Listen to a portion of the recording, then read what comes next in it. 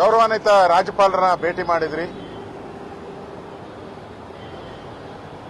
ಇಡೀ ದೇಶದಲ್ಲೇ garbage scam 36,000 ಕೋಟಿ ಹಗರಣ ಇಡೀ ದೇಶದಲ್ಲೇ ಮೊದಲ ಬಾರಿಗೆ ನಡೀತಾ ಇರುವಂತ ಗಾರ್ಬೇಜ್. ರಾಹುಲ್ ಗಾಂಧಿ ಅವರು ಹೇಳಿದ್ರು, ಇದರ್ಸೆ ಆಲೂ ಡಾಲೋ ಸೋನಾ ನಿಕಾಲೋ. ರಾಹುಲ್ ಗಾಂಧಿ ಇದರ್ಸೆ ಆಲೂ ಡಾಲೋ ಉದರ್ಸೆ ಸೋನಾ ನಿಕಾಲೋ ಅಂತ. ಕರ್ನಾಟಕದಲ್ಲಿ ಕಾಂಗ್ರೆಸ್ ಗವರ್ಮೆಂಟ್ ಡಿ.ಕೆ. ಶಿವಕುಮಾರ್ ಸಿದ್ದರಾಮಯ್ಯ ಇದರ್ಸೆ ಗಾರ್ಬೇಜ್ ಡಾಲೋ ಸೋನಾ ನಿಕಾಲೋ, ಇದರ್ಸೆ ಗಾರ್ಬೇಜ್ ಡಾಲೋ ಉದರ್ಸೆ ಸೋನಾ ನಿಕಾಲೋ. ಅವರ ಲೀಡರ್ ಏನ್ ಹೇಳಿದ್ರು ಅದನ್ನ ಫಾಲೋ ಮಾಡ್ತಾ ಇದ್ದಾರೆ.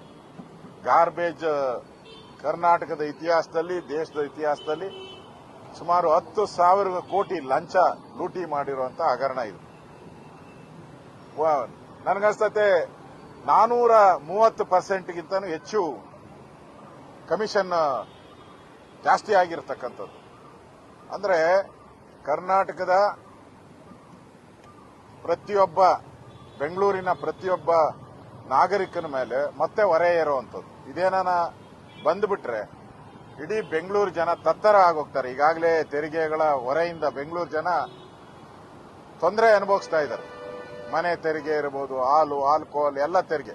ಈಗ ಈ ಕಸದಲ್ಲೇ ಲೂಟಿ ಮಾಡಿರುವಂತ ಕಾಂಗ್ರೆಸ್, ಭ್ರಷ್ಟ ಕಾಂಗ್ರೆಸ್ ತೊಲಗಬೇಕಿದು. ಈ ಸರ್ಕಾರನೇ ವಜಾ ಮಾಡಬೇಕು ಅಂತ ಗವರ್ನರ್ಗೆ ನಾವು ಹೇಳಿದ್ದೀವಿ. ಈ ಸರ್ಕಾರನೇ, ಇದೊಂದು ದೊಡ್ಡ ಸ್ಕ್ಯಾಂಡಲ್ ಇದು. ಈ ಸರ್ಕಾರನ ವಜಾ ಮಾಡಿ ಇದನ್ನ ಸಿಬಿಐ ತನಿಖೆಗೆ ಕೊಡಿ ಅನ್ನೋ ಆಗ್ರಹವನ್ನ ಗವರ್ನರ್ಗೆ ನಾವು ಮಾಡಿದಿರಿ. ಇಂಥ ಒಂದು ಭ್ರಷ್ಟಾಚಾರ ಕರ್ನಾಟಕದ ಇತಿಹಾಸದಲ್ಲಿ ಯಾವತ್ತೂ ನಡೆದಿರಲಿಲ್ಲ. ಫೈನಾನ್ಸ್ ಡಿಪಾರ್ಟ್ಮೆಂಟಿನ ಆದೇಶಗಳನ್ನ ಗಾಳಿಗೆ ತೋರಿ ವರ್ಲ್ಡ್ ಬ್ಯಾಂಕು ಬೇರೆ ಬೇರೆ ರಾಜ್ಯಗಳಲ್ಲಿ ಇವರು ಬ್ಲಾಕ್ ಲಿಸ್ಟ್ ಆಗಿರೋದನ್ನ ಗಾಳಿಗೆ ತೋರಿ ಇವತ್ತು ಅವರಿಗೆ ಕೊಟ್ಟಿದ್ದಾರೆ. ಅಂದ್ರೆ ಇದರಲ್ಲಿ ಕೇಂದ್ರದ ಕಾಂಗ್ರೆಸ್ ಮತ್ತು ರಾಜ್ಯದ ಕಾಂಗ್ರೆಸ್ ಇಬ್ಬರ ಕೈವಾಡ ಇರೋದ್ರಿಂದ ಇಷ್ಟೊಂದು ದೊಡ್ಡ ಹಗರಣ ಆಗಿದೆ. ಈ ಹಗರಣ ಬಯಲಿಗೆ ತರ್ತಾ ಇದ್ದೀನಿ ನಾನು. ಈ ಹಗರಣವನ್ನ ಬಯಲಿಗೆ ತರ್ತಾ ಇದ್ದೀರಿ. ಇದನ್ನ ಯಾವುದೇ ಕಾರಣಕ್ಕೂ ಮುಚ್ಚಾಕಕ್ಕೆ ಬಿಡಲ್ಲ. ಈ ಟೆಂಡರ್ ರದ್ದಾಗಬೇಕು.